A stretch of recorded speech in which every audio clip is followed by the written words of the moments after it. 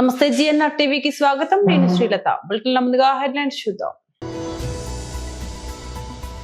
BJP SC Morcha జాతీయ కార్యదర్శి Shri yes Kumar మీడియాతో మాట్లాడుతున్నారు.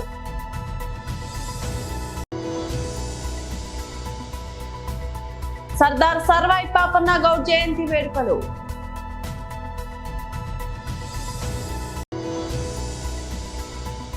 బాపట్ల జిల్లా అధ్యక్షులు అండ్ మాజీ మంత్రి doctor Merugu Nagarjuna press meet.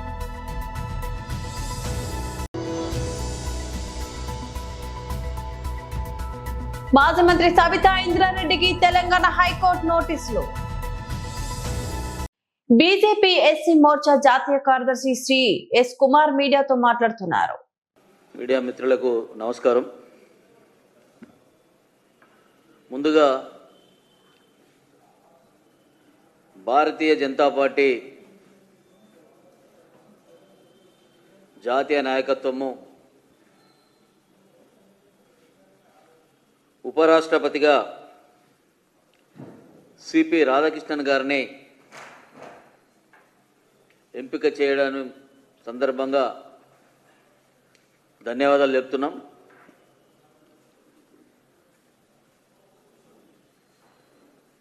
ఏదైతే ప్రజలకు హామీ ఇస్తుందో భారతీయ జనతా పార్టీ సామాజిక న్యాయం చేయడంలో ముందుంటుంది అని మరోమారు ఉపరాష్ట్రపతి అభ్యర్థి ఎంపిక పట్ల చూపించింది. తమిళనాడు రాష్ట్రానికి చెందిన మోస్ట్ బ్యాక్వర్డ్ క్లాస్ ఎంబీసీ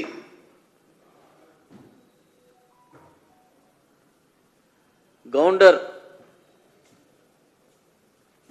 కులానికి చెందినటువంటి సిపి రాధాకృష్ణన్ గారిని బీసీ వర్గానికి సంబంధించిన వ్యక్తిని ఉపరాష్ట్రపతిగా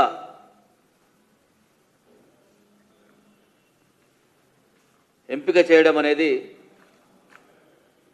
చాలా హర్షదాయకమైన విషయం. రాష్ట్రపతిగా అవకాశం వచ్చినప్పుడు ఒక ట్రైబల్ మహిళ ముర్ము గారిని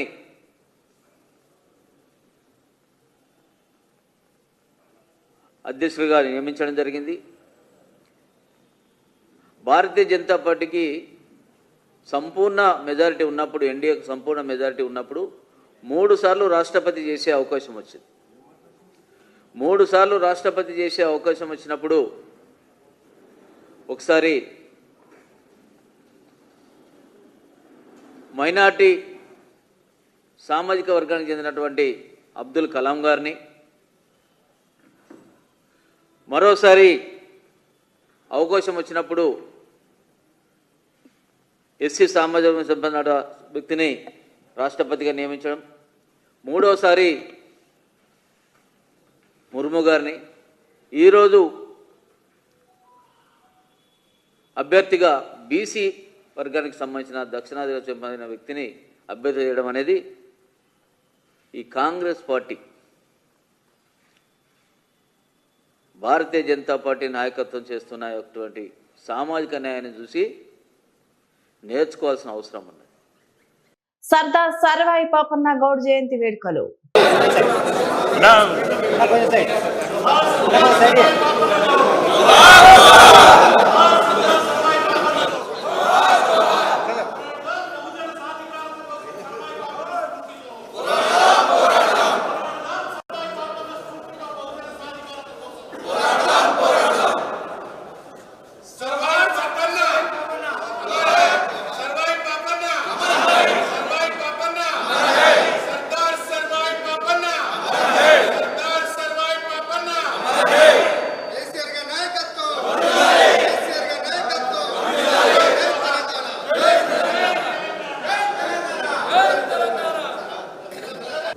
సర్దార్ సర్వాయి పాపన్న జయంతి సందర్భంగా ఘనమైనటువంటి నివాళులు అర్పిస్తూ ఆసియా ఖండంలోనే బహుజన వీరుడు క్షత్రియులే రాజు కావాలనే ఆంక్షలు ఉన్నప్పుడు సామాన్యుడైనటువంటి కులవృత్తులు చేసుకున్న వాళ్ళు మేమెందుకు రాజు కావద్దని చెప్పి సైన్యాన్ని ఏర్పాటు చేసుకొని అన్ని కులాలతో సైన్యాన్ని ఏర్పాటు చేసుకొని 33 కోటలను జయించినటువంటి వీరుడు, తెలంగాణ వీరుడు. ఇలాంటి వీరుని చరిత్ర కనుమరుగు చేసింది. కానీ లండన్, కేంబ్రిడ్జ్ యూనివర్సిటీలో ఈయన చరిత్రను భద్రపరిచి వాళ్ళే ఒక పెద్ద ఇంగ్లీష్లో పుస్తకాన్ని రాసి మొట్టమొదటిగా పేర్వారం జగన్నాథం గారు ఆ యూనివర్సిటీకి పోయినప్పుడు సందర్శించి ఇంత గొప్ప చరిత్ర గల ఈ వీరుని చరిత్ర తెలంగాణలో కనుమరుగు చేసిండ్రు, కేవలం తెలంగాణ బిడ్డ అయినందుకేనా లేకపోతే బహుజనుడు అయినందుకా అని చెప్పి బాధతో ఆ పుస్తకాన్ని తెచ్చి ఆయన ఫోటోను ఇలా తెలంగాణ వ్యాప్తంగా ఆవిష్కరించడం, దాన్ని గుర్తించినటువంటి కేసీఆర్ గారు తెలంగాణ ఇలాంటి గొప్ప వీరుణ్ణి ఖచ్చితంగా మనం సత్కరించుకోవాలి, ఈ జాతికి చెప్పాలని చెప్పి మరి ఆ రోజు జయంతి వర్ధంతి ఉత్సవాలను జరుపుకోవడమే కాకుండా అధికారిక కార్యక్రమాలు చేసుకోవడమే కాకుండా వారి కోటను రచించడం, గ్రానైట్కి ఇచ్చినటువంటి భూములను రద్దు చేసి ఆర్కియాలజీ డిపార్ట్మెంట్కి 4000 ఎకరాలను ఇవ్వడం, ఆయన ఆశయాలకు అనుగుణంగా కులవృత్తులు పునరుద్ధరణ జరుగుతూనే వీళ్ళు బాగుపడతారని చెప్పి ఇలా అనేక కులాలకు వృత్తులకు గౌరవం ఇస్తూ మహనీయులను అధికారికంగా చేసుకుంటూ ఈ కుల వృత్తులను బాగుపరిచే క్రమంలో అన్ని కులాలకు ఆత్మగౌరవ భవనాలు, గొలుసుకట్టు చెరువులు కూడా పాపన్న మహారాజ్ చేసినటువంటివే. అవన్నీ 10 సంవత్సరాల కాలంలో పాపన్న చరిత్రతో పాటుగా విగ్రహాలను కూడా, వేలాది విగ్రహాలను కూడా ఏర్పాటు చేయడంలో మరి మా నాయకుడి యొక్క ప్రోద్బలంతో ఎంతో చరిత్రను ముందుకు తీసుకుపోవడం జరిగింది. బాపట్ల జిల్లా అధ్యక్షులు అండ్ మాజీ మంత్రి డాక్టర్ మెరుగు నాగార్జున ప్రెస్ మీట్ అని అడుగుతా ఉన్నా. దీంట్లో ఏ కిట్ ప్రోకో లేకుండా, ఏ మతలబు లేకుండా వేల కోట్ల విలువైన భూములు తక్కువ ధరలకే కంపెనీలకు అప్పచెప్పటం, ప్రజలకు ఏం సమాధానం చెప్తారో చెప్పమని చెప్పేసి నేను డిమాండ్ చేస్తా ఉన్నా. ఎకరా 100 కోట్లు చేసే విశాఖపట్నంలో భూమి 99 పైసలకే ఎలా కట్టబెడతా ఉన్నారు, సమాధానం చెప్పమని చెప్పేసి అడుగుతా ఉన్నాం. 1 కాదు 2 కాదు, 100 ఎకరాలు ఈరోజు ఈ రాష్ట్రంలో భూ పందేరం చేస్తామంటే విశాఖ నడిబొడ్డును కానీ లేకపోతే ప్రెడామినెంట్ ప్లేసెస్లో భూమిని పందేరం చేస్తూ ఉన్నారంటే ఏ ఉద్దేశంతో చంద్రబాబు నాయుడు గారి ప్రభుత్వం మరి కంపెనీలకు అప్పచెప్తా ఉందో సమాధానం చెప్పమని అడుగుతా ఉన్నాం. ఈరోజు ఈ భూములు ఎవరికి ఇస్తున్నారు? ఇచ్చే కంపెనీలు ఏమన్నా ఒక ప్రెస్టీజియస్ కంపెనీ కానీ, కొన్ని ఉద్యోగ అవకాశాలు కల్పిస్తానే ఒక నమ్మకంలో ఉన్న కంపెనీ కానీ,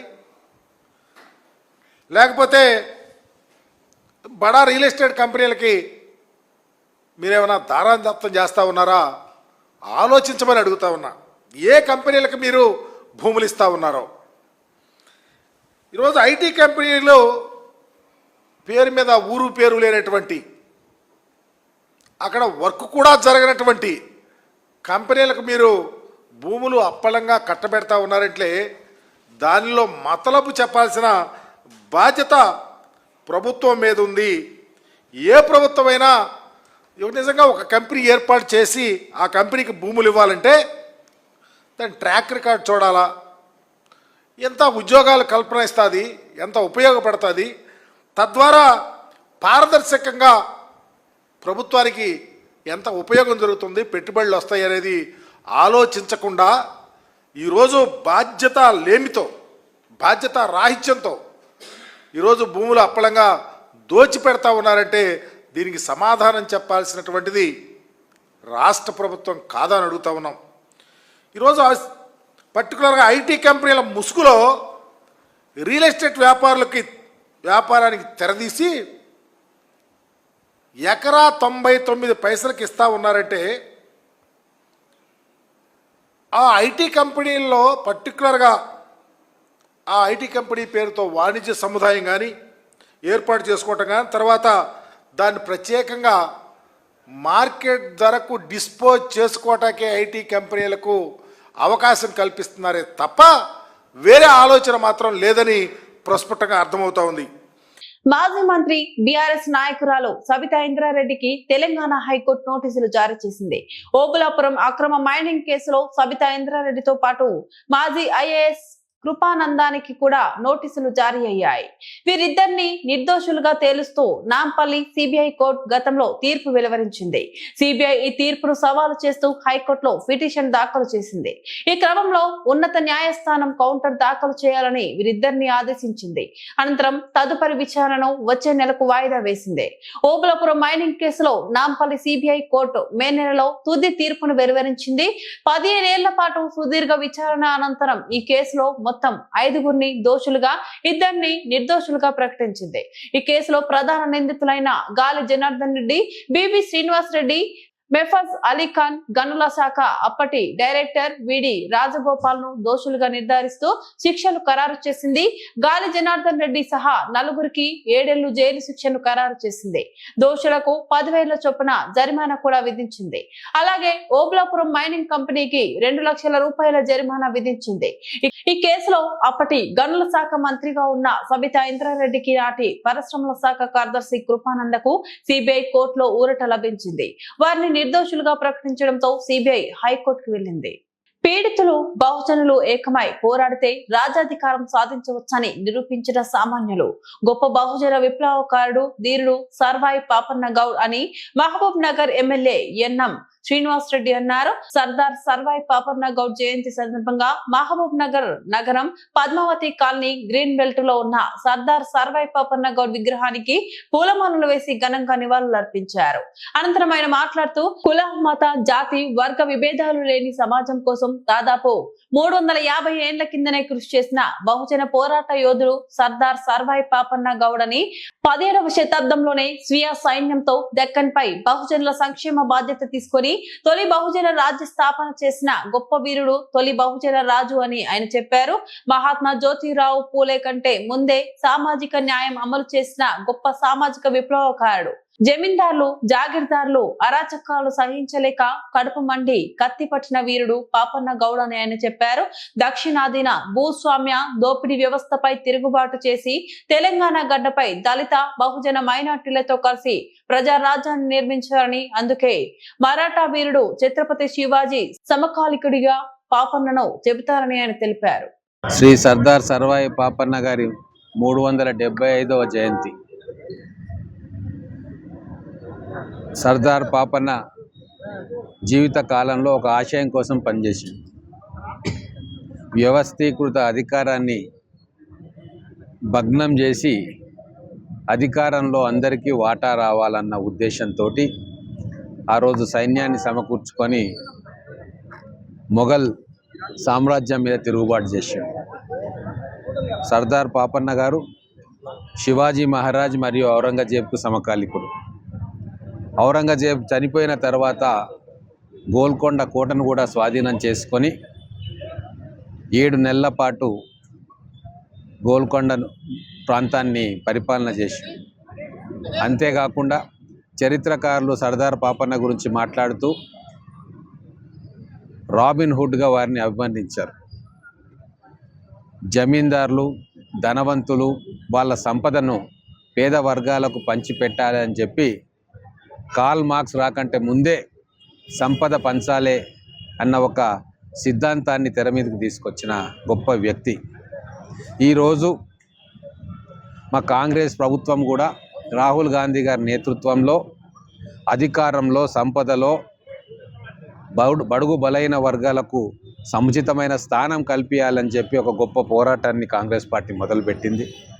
42% లోకల్ బాడీస్లో బీసీలకు రిజర్వేషన్ చేయాలి అని చెప్పి చట్టసభలలో తీర్మానం చేసి ఢిల్లీ వేదిక కూడా మేము పోరాటం చేస్తూ ఉన్నామంటే దానికి స్ఫూర్తి సర్దార్ సర్వాయి పాపన్న లాంటి మహనీయుల పోరాటం. వారిచ్చిన స్ఫూర్తితోటే ఈరోజు కాంగ్రెస్ ప్రభుత్వం కానీ, గౌరవ ముఖ్యమంత్రి రేవంత్ రెడ్డి గారు కానీ, రాహుల్ గాంధీ గారు కానీ ముందుకు పోతూ ఉన్నారు. దీన్ని అడ్డం చెప్పే పార్టీలు చాలా వస్తూ ఉన్నాయి. అందుకే నేను బీసీ మదనపల్లి భూదందాలు ఫేక్ పట్టాలపై విచారణ చేపట్టండి, అర్హులైన వారికి న్యాయం చేయండి. జిల్లా కలెక్టర్ కు మదనపల్లి వైసీపీ సమన్వయకర్త నిస్సార్ అహ్మద్ డిమాండ్. మదనపల్లి పట్టణం 6వ వార్డు 25వ వార్డులో నిస్సార్ అహ్మద్ ఆధ్వర్యంలో బాబు షూరిటీ మోసం గ్యారంటీ. దళారుల చేతిలో మోసపోతున్న పేదలు, గతంలో పనిచేసిన ఎంఆర్ఓలు, తహసీల్దార్ల పేరుతో నకిలీ పట్టాలు. జిల్లా కలెక్టర్ చొరవ తీసుకొని విచారణ చేపట్టాలి, పేదలకు న్యాయం చేయాలి.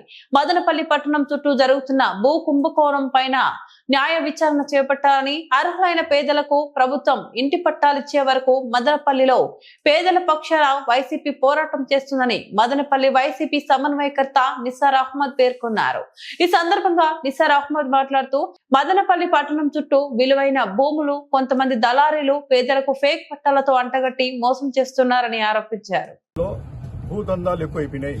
ఎస్పెషల్లీ వచ్చేదను దళారుల పెత్తనం ఎక్కువైపోయి అనపగుట్ట, అదేవిధంగా కోళ్లబైలు 1, కోళ్లబైలు 2, అదేవిధంగా వచ్చిందో మళ్ళా వైఎస్ఆర్ కాలనీ, అదేవిధంగా జగన్ కాలనీ, ఈ ఏరియాస్లో అంతా ఈ దళారులంతా ఎక్కువైపోయి అంతా పోయి భూ కబ్జాలకు పాల్పడుతూ ఉంటారు.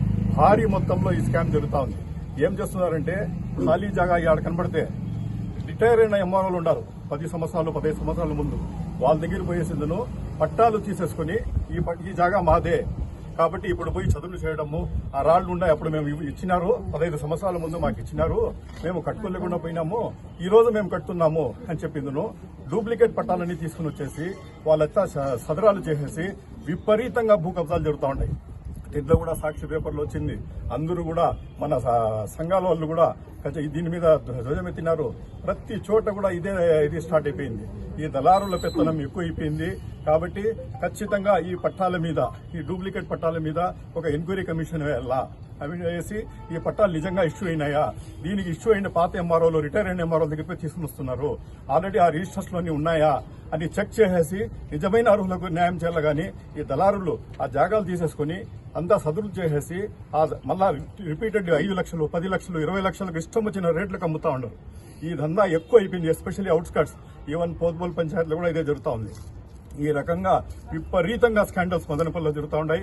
కాబట్టి మేము కలెక్టర్ గారికి కోరుకోవడం ఒకటే, 100% దీని ఎంక్వైరీ చేపించేసి 100% దీని మీద యాక్షన్ తీసేసుకుని అర్హులైన వాళ్ళకి వల్ల.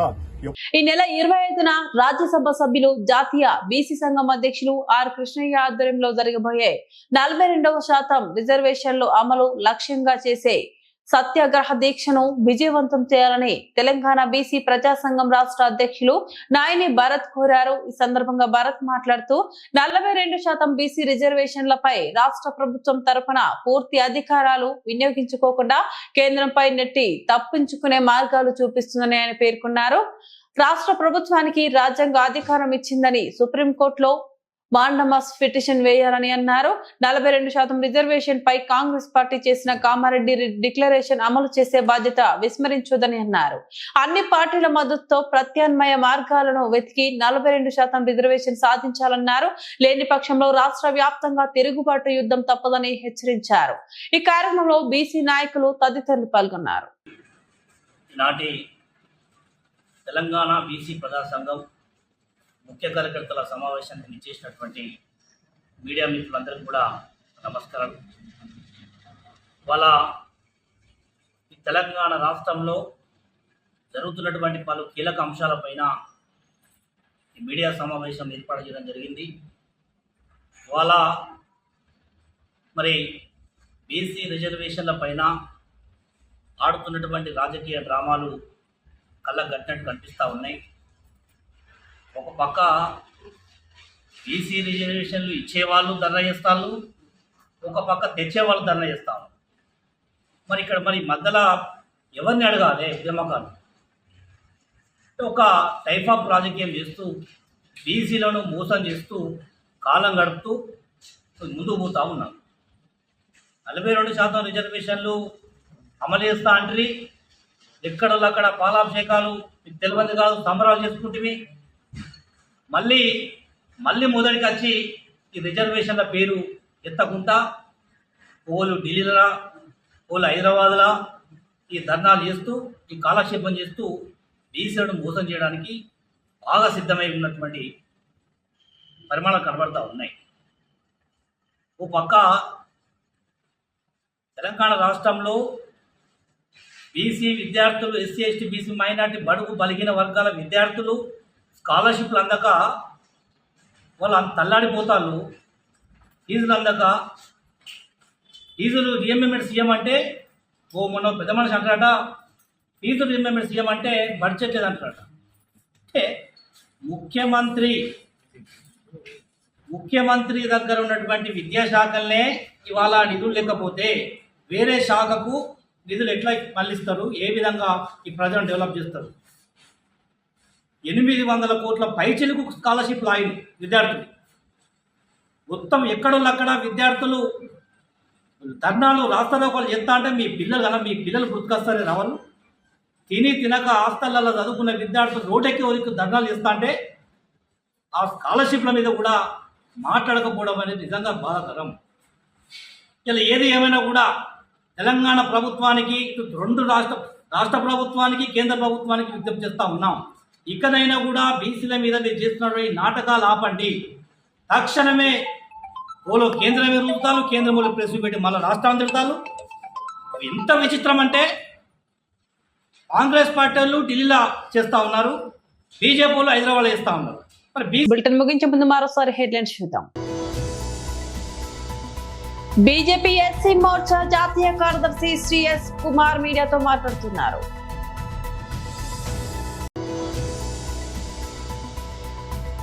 సర్దార్ సర్వాయి పాపన్న గౌడ్ జయంతి వేడుకలు.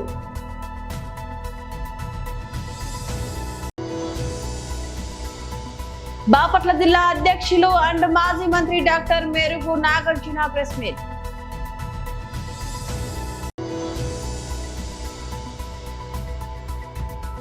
మాజీ మంత్రి సబితా ఇంద్రారెడ్డికి తెలంగాణ హైకోర్టు నోటీసులు. ఇవి బులెటిన్ అప్డేట్స్. మరో బులెటిన్ లో మళ్ళీ కలుద్దాం.